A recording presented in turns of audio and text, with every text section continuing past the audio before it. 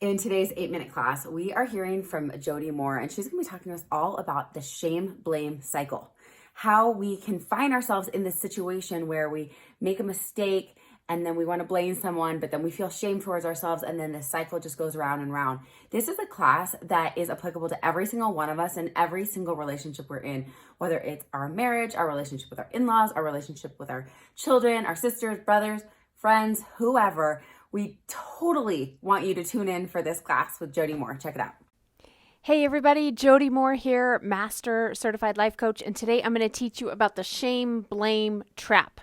It's something that all of us fall into at times, but it's something that there is a solution for, and I'm going to teach you that today. So the way it works is an incident occurs. I'm just going to call it an incident. It's something that happens outside of us, maybe a conversation that you have, maybe an event that takes place, but something happens in our lives that our minds view as significant, having significant meaning in some way. And then we have thoughts about what happened, and then we create feelings for ourselves about what happened. Okay, this is how we operate as humans. Now, sometimes those feelings feel negative. They don't feel good, and then our brains move into this shame-blame trap if there's another person involved, especially. So it looks like this. We feel a negative feeling, and the brain says, hold on, what's going on here? What went wrong? And it wants to figure out who or what created this negative feeling for us. And sometimes it goes to the other person in the incident, the person we had the conversation with, what the person said, what the person did, and we say, that person is the reason I'm feeling this negative emotion. That's what's gone wrong. They're doing it wrong in some way. And then the brain says, but what if it wasn't them? What if it's me? What if there's something wrong with me? What if I really am the problem here? And that's why I'm feeling negative. And it doesn't like that. And so it loops right back around to like, probably not. It's probably that person. But then again, that little voice comes back online and says, I know, but what if it's me? And we just loop like this, and it feels terrible, and it's hard to get out of. Let's look at a specific example. Maybe you're talking to your sister, and she says, you're being so selfish. And you have thoughts about that, and then you feel a negative emotion. And your brain comes online and says, what's gone wrong? Why are we feeling so terrible? Why are we feeling so much angst, so much tightness? And maybe it says, it's your sister's fault. She shouldn't say that. She shouldn't think that either. She's wrong. And we start building a case for why she's wrong. And she, even if she does think that, she should keep it to herself. She's being rude. She's being all these things. We start blaming sister for our negative feeling, right? And then a little voice in the back of our head says, but what if she's right? What if I am being selfish? Because we all question ourselves. We all have this part of us that worries that we're not good enough, that we're not doing it right. So sister telling us that we're being selfish triggers that and says, what if she's right? What if there really is something wrong with me? What if I should be better in some way? And again, that doesn't feel good. And so we eventually loop back around into like, no, this is her. We start talking to our friends about it, or other family members, or our spouses, or people, right, who will back us up and say, no, I can't believe she would say that. Oh, excuse me, over here. I can't believe she would say that. What's the matter with her? That's so rude. You would never say that about her. And by the way, you're not selfish. And then we build a case for this. But then that little voice inside of us gets worried again, and maybe to others, or maybe secretly says, yeah, but I sometimes kind of think that maybe you are kind of a mess. And we stay stuck in here, okay? This is a loop that doesn't have a good solution. It's hard to get out of. It doesn't feel good. Shame doesn't feel good, and blame doesn't feel good. Shame and blame are the emotions that we create for ourselves in this trap. We're mad at sister. We're questioning ourselves. Can anybody relate to this? Okay, if so, you're not alone. But I have really good news for you. There's a way out of it. You ready?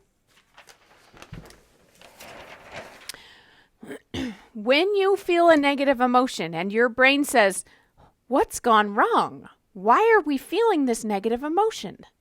You can, if you choose, answer your brain. Answer your brain with the truth. I'm going to offer you some truths to consider here, my friends. Are you ready? Here we go. Truth number 1. Nothing.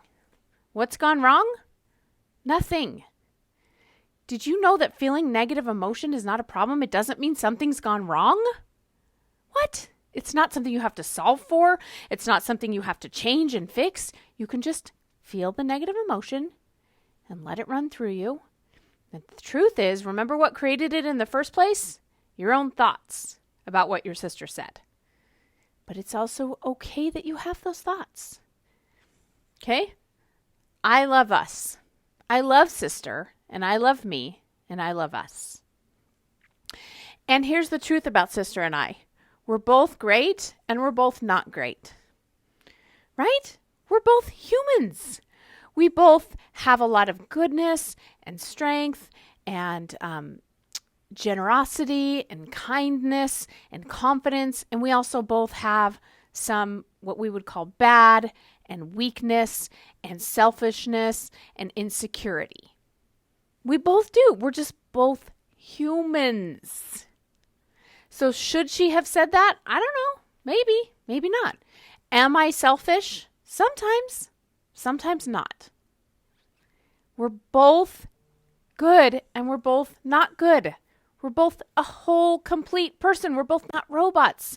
So nothing has gone wrong. We're just human beings having opinions. She's allowed to have her opinion. She's allowed to tell me that I'm being selfish. She could be right. Part of me agrees with her, and part of me doesn't agree with her.